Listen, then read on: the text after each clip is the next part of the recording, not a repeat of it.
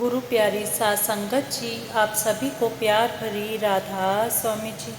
साध संगत जी, जब मृत्यु के समय हमारे मन में या हमारे अंदर कोई इच्छा रह जाती है जिसे वह पूरा करना चाहते हैं, जिसे वह पूरा नहीं कर पाए, तो उनका दोबारा से जन्म होता है।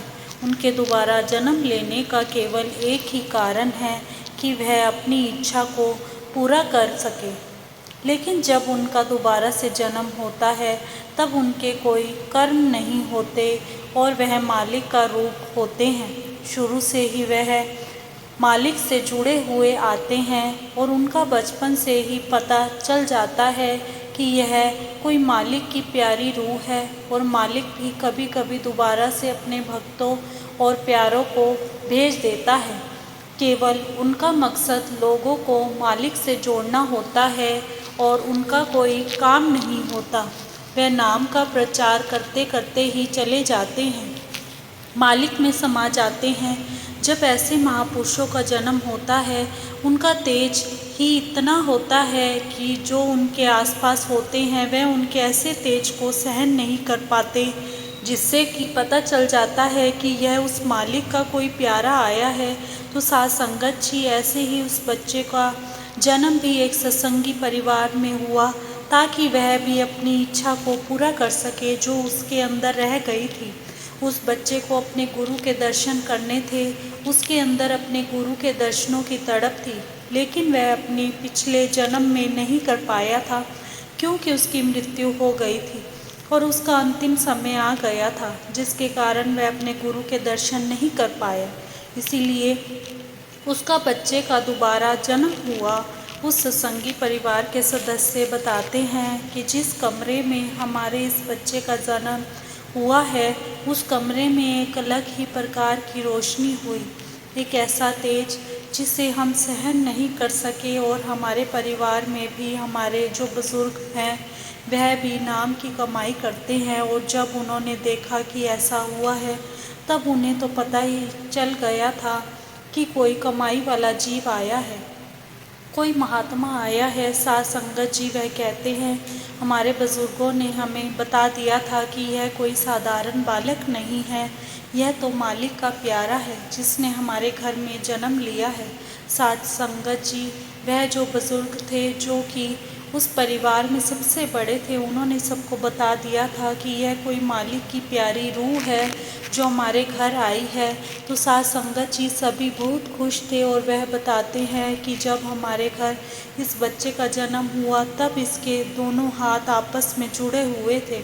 वैसे तो बच्चा जब पैदा होता है तो उसकी मुट्ठी बंद होती है, लेकिन इस बच्चे के दोनों हाथ आपस में जुड़े हुए थे, यानी यह अंदर भी उस परम पिता परमात्मा से प्रार्थना कर रहा था, विनती कर रहा था और उसका सिमरन कर रहा था, और यह बिल्कुल भी नहीं रोया। इस बच्चे ने 3 दिन तक आंखें नहीं खोली और ना ही कुछ भी खाया पिया, क्योंकि अक्सर बच्चे पैदा होते ही रोने लगते हैं और जब उन्हें दूध पिलाया जाता है या फिर घुट्टी दी जाती है तब ही वह चुप होते हैं।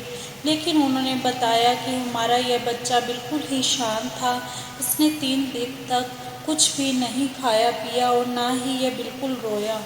उसके बाद जो कमाई वाले बुजुर्ग थे उन्होंने अपनी उंगली से बच्चे को शहद चटाया, तब जाकर उसने मुंह खोला और उसे खाया। साध संगत जी, ऐसी लीला संगत को देखने को मिली। उस बच्चे का जन्म केवल इसलिए हुआ था कि वह अपने गुरु के दर्शन कर सके, जो उसके अंदर गुरु के दर्शनों की प्यास थी वह उसे पूरा कर सके। लेकिन यह बात उस परिवार को पता नहीं थी। साध संगत जी, जैसे जैसे वह बच्चा बड़ा होता गया तो उसके परिवार वालों को पता चल ही गया था कि यह कोई कमाई वाली रूह है जिसका हमारे घर में जन्म हुआ है। उस बच्चे की माता भी कमाई वाली थी और अक्सर देखा जाता है कि अगर किसी कमाई वाली रूह ने जन्म लेना होता है या किसी मालिक के प्यारे ने आना होता है तो गर्भ भी उसी के जैसा होता है। कोई साधारण गर्भ किसी महात्मा को जन्म नहीं दे सकता, इसलिए जो महात्मा होते हैं उनका जन्म ऐसे गर्भ में होता है।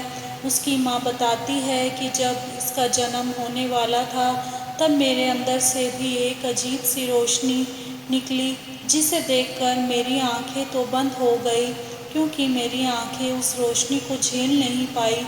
मुझे तब ही पता चल गया था कि मेरा बच्चा कोई साधारण बच्चा नहीं है, यह उस मालिक की कोई प्यारी रूह है। साथ संगत जी, जैसे जैसे वह बच्चा बड़ा होता गया तो उसे यह ज्ञान हो गया कि मेरा यहाँ पर जन्म क्यों हुआ है। वह बचपन से ही यह सब जान गया था और मेरा पिछला जन्म कहाँ पर हुआ था और मुझे दोबारा आना पड़ा। अब मैं केवल इसलिए आया हूँ क्योंकि मैं अपने सतगुरु के दर्शन कर सकूँ। जो मेरी इच्छा मेरे पिछले जन्म में पूरी नहीं हुई थी, उसको पूरा कर सकूं। वह बचपन से ही रूहानियत की बातें करता था, क्योंकि साथ संगत जी वह लड़का अक्सर ऐसी बातें करता था जो उसके घर वालों को भी समझ नहीं आती थी। केवल उसकी माँ ही उसे समझती थी कि मेरा बच्चा क्या कह रहा है। और वह लड़का अपनी माँ से बहुत प्यार करता था, अक्सर सारी बातें अपनी माँ से कहता था। उसने अपनी माँ को सब बता दिया था कि मेरा पिछला जन्म किस गांव में हुआ था। मेरी एक इच्छा अधूरी रह गई थी, केवल इस इच्छा के कारण मेरा दोबारा जन्म हुआ है। मेरा कोई और मकसद नहीं है। मेरे अंदर सतगुरु के दर्शनों की तड़प थी जो पूरी नहीं हुई थी, तो इसी के कारण मेरा जन्म हुआ है। तो साथ संगत जी, उसने अपनी माँ को बताया था कि जब यह इच्छा पूरी हो जाएगी तो मैं यहाँ से चला जाऊँगा। जब यह बात उसने अपनी माँ को बताई तो वह रोने लग गई। उसने अपने बच्चे को गले से लगा लिया। बेटा, ऐसा मत बोल। अपने बच्चे को काफ़ी देर तक गले लगा कर रोती रही। साथ संगत जी, वह जो सत्संगी परिवार था, अक्सर सत्संग पर जाया करते थे और सारे सत्संग सुनते थे। उन्होंने कोई भी सत्संग मिस नहीं किया था। यह सत्संग पर जाते थे और अपने सतगुरु के दर्शन भी करते थे। साथ संगत जी, एक दिन ऐसे ही वह सत्संग के लिए तैयार हो रहे थे। उसकी माँ ने अपने बेटे को कहा कि बेटा, तैयार हो जाओ, हमें सत्संग में जाना है। उस दिन वह कुछ अलग ही व्यवहार कर रहा था। उसने अपनी माँ को बोल दिया, माँ, मेरी वह इच्छा पूरी हो गई है। मैंने अपने गुरु जी के जी भरकर दर्शन कर लिए हैं। अब मेरा जाने का समय आ गया है। जब यह बात उसकी माँ ने सुनी तो वह वहीं पर बेहोश हो गई। साथ संगत जी, वहाँ पर जो संगत मौजूद थी वह बताती है कि उसकी माँ को तो 1-2 घंटे होश भी नहीं आया। साथ संगत जी, होश आने के बाद उसकी माँ ने अपने बच्चे को गले से लगा लिया और कहा, तू कहीं नहीं जाएगा। बच्चे ने अपनी माँ को कहा, नहीं माँ, सतगुरु का हुक्म हो गया है कि अब तेरी इच्छा पूरी हो गई है। अब तुझे यहाँ से प्रस्थान करना है। मैं तुझे इस समय लेने आ जाऊँगा। मुझे समय भी दे दिया है।